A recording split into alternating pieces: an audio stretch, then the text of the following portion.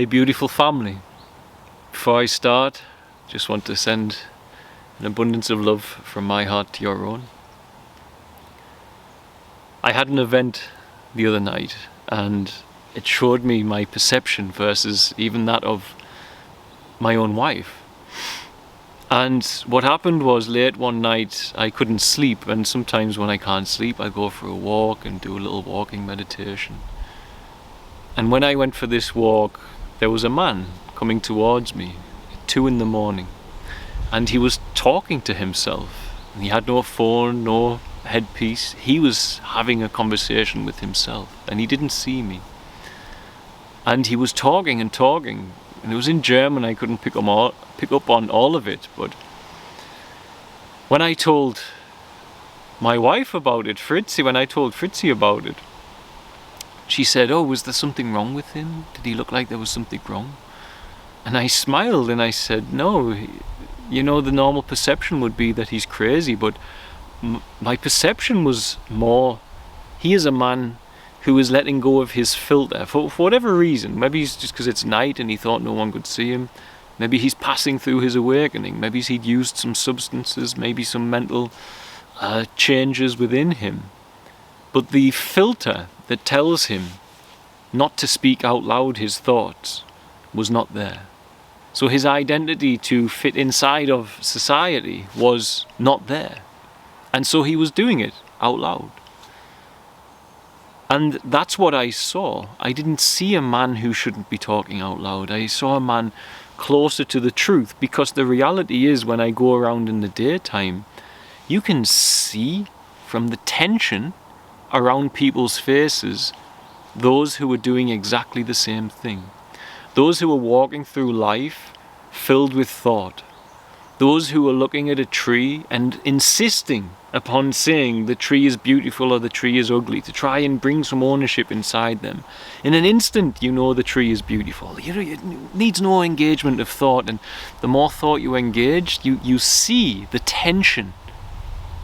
As the lack of natural attention, the lack of natural present moment awareness fades away and is contorted by the filter of thought, you see the tension on the people's faces, and I can see them as I go down the street. He is a person wrapped up in thought. He is a person in the moment, free. He is a person who's here with me. He is a person who's not. You can see it. And so I didn't see the guy as having something particularly wrong. I just saw him as being honest, because many during the day are doing the same thing. Did I switch that light off? How am I going to pay that bill? What will I make for dinner? I can't believe they said that about me. Or even, should I be meditating more? Should I do more yoga? Should I try that? No matter what it is, you're stuck with thought. And you're going over and over and over in thought. And we rationalize this practice so much of, we need to do that to make decisions. But decisions appear like hiccups in the end. So we rationalize much and we justify much of this tool that we have. And because we rationalize so much with this tool, we lose track and we become hypnotized with thought. And people think, I require thought.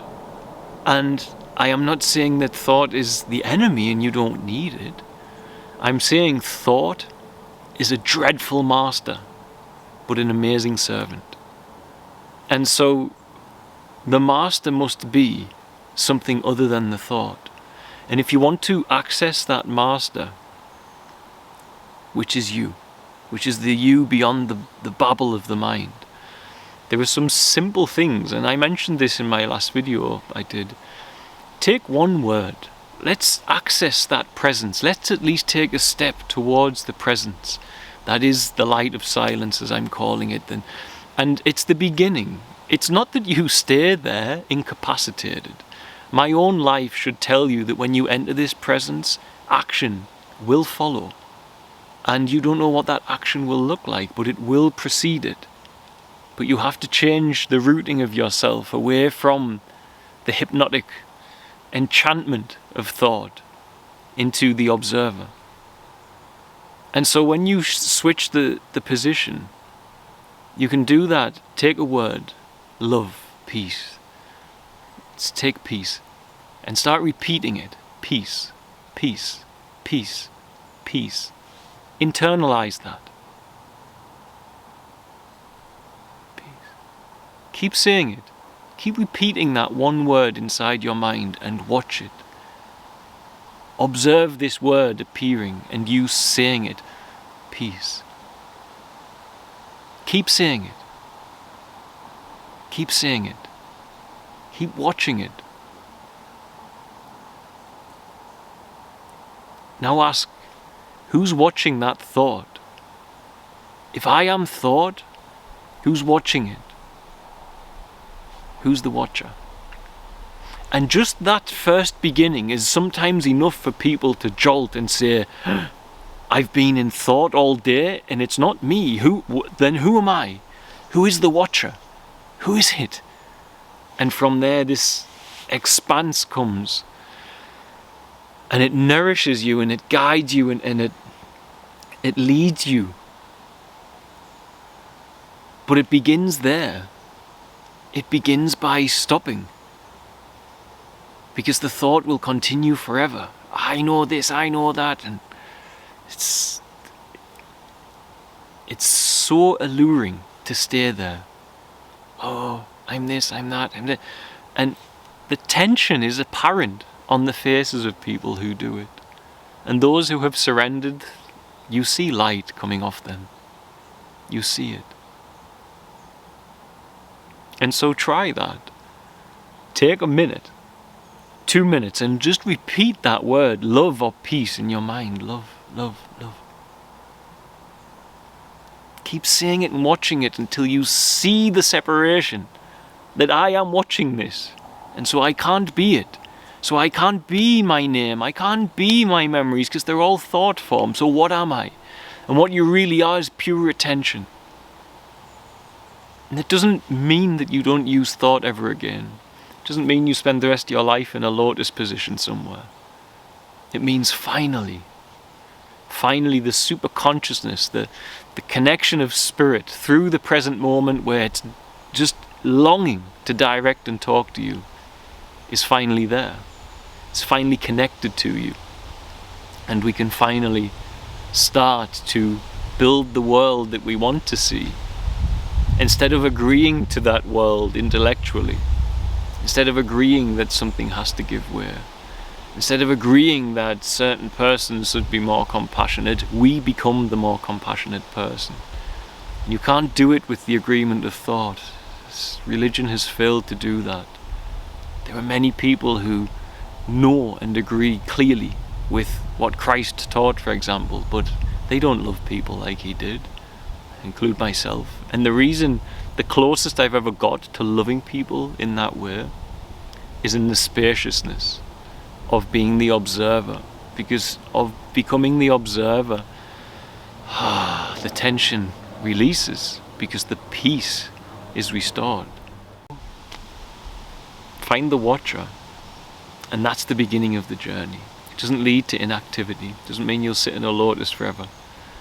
But you'll find the organic intelligence of spirit will show you how to use this newfound vitality of just being overwhelmed by the passion of the present moment awareness, which is where the language of God can speak to your spirit, not with words.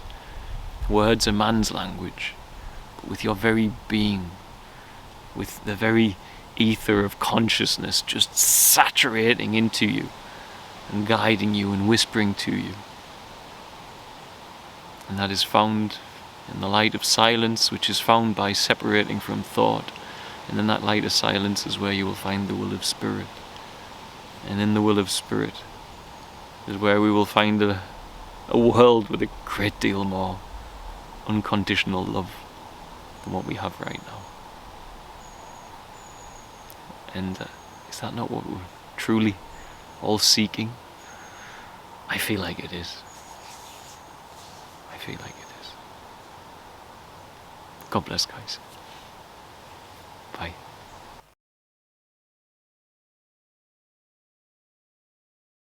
Guys, I'd just like to quickly interrupt this video to say we are having a bit of a battle with our animal rescue shelter in Tanzania. Many of you know we have the shelter. There's more than 100 rescue dogs living there at the moment, and they come from horrendous circumstances. Aside from those that are hit by vehicles, we have dogs that were attacked with machetes, starved on the streets, shot, hung. Unbelievable events happen to these beautiful beings, and the amount of suffering that they go through is quite profound. Having them inside the shelter, for me, is, aside from helping these individual dogs that I know, I feel raising the vibration of the planet to a huge degree. And I feel like this is a very practical way to do that, is to help those that are in a deep state of suffering that we can help. At the moment, because we have not had any fundraisers and we have certain sponsorships that haven't happened due to the pandemic restrictions, we are having a little bit of a struggle. So I'm just interrupting this to say, if you have a heart for dogs, like I do, and you feel like you would be able to help out in some way, please go and check out the website. Maybe you can do some fundraising for us, or you can share some support, or you could sponsor one of the dogs, and in sponsoring them it helps us to cover their food, their medical bills, and also the care costs. Also remember, holistic approach that we do, some of the caregivers for the dogs, the staff that look after them, are single parents who have alcohol addiction or drug addiction or have special needs children, etc. So it's a fully holistic approach, and it helps more than just the dogs when you do support it. So that was all. Thank you for the love and support, and please guys, keep being awesome. We can't help anyone in Tanzania without you, and it's your love that the foundation of all of Share Tanzania and Kilimanjaro Animal Rescue is built on.